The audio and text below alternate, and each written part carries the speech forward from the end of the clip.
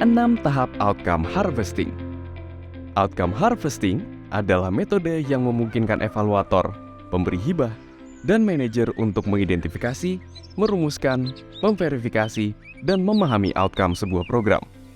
Melalui proses outcome harvesting, evaluator atau pemanen mengumpulkan informasi dari laporan, wawancara pribadi, dan sumber daya lain untuk mendokumentasikan bagaimana program atau inisiatif tertentu telah berkontribusi pada outcome atau perubahan yang terjadi. Outcome bisa positif atau negatif, disengaja atau tidak disengaja. Tetapi, yang perlu diingat adalah hubungan antara inisiatif dan hasil harus dapat diverifikasi. Proses memanen outcome terdiri dari 6 tahap. Tahap 1, merancang panen. Di tahap ini yang perlu disiapkan adalah 1. Pertanyaan pembelajaran berdasarkan kebutuhan dari pengguna utama proses dan temuan dalam periode tertentu. 2. Tujuan proses memanen. 3. Periode panen. 4. Siapa yang akan menjadi pemanen outcome. 5. Siapa yang akan menjadi koordinator pemanen outcome. Tahap 2, mengidentifikasi dan merumuskan outcome. Ini adalah langkah di mana dengan dukungan koordinator pemanen program mengidentifikasi dan merumuskan pernyataan hasil yang menjelaskan. 1. Siapa aktor sosial yang mengalami perubahan? 2. Mengapa hasil tersebut relevan dengan program? Dan 3.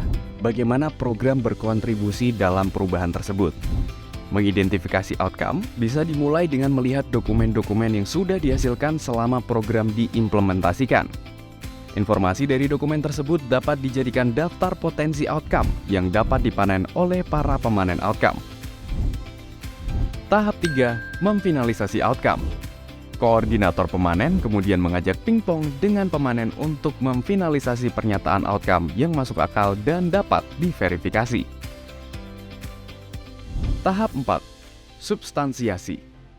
Setelah mendapatkan rangkaian outcome awal, koordinator pemanen bersama dengan program manajer menentukan proses substansiasi atau validasi pernyataan outcome dan kontribusi yang telah dipanen.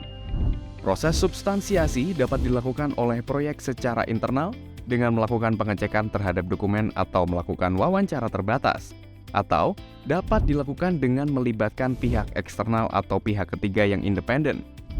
Pada proses substansiasi ini, aktor sosial yang mengalami perubahan atau orang yang paham tentang perubahan yang dipanen akan diwawancara untuk memvalidasi pernyataan outcome dan kontribusi yang telah dipanen.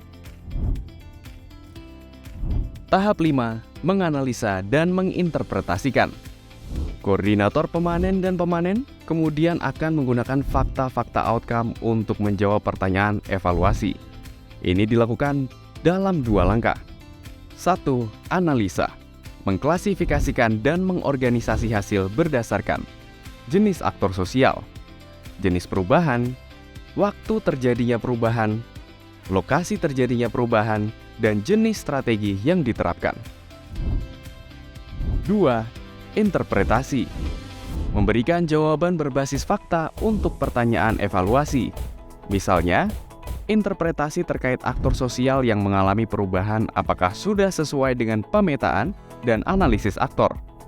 Interpretasi terkait strategi apa yang paling efektif atau yang paling menguras sumber daya untuk mencapai perubahan tertentu. Interpretasi terkait jenis perubahan yang telah dipanen apakah sudah menjawab asumsi dan mencapai outcome yang telah ditetapkan dalam teori perubahan. Tahap 6, mendukung pemanfaatan temuan-temuan selama outcome harvesting. Terakhir, manajer berkonsultasi dengan koordinator pemanen dan pemanen. Manajer kemudian akan memutuskan perbaikan apa yang harus dilakukan dalam program dan menentukan strategi apa yang akan diterapkan serta fokus target perubahan pada tahun selanjutnya.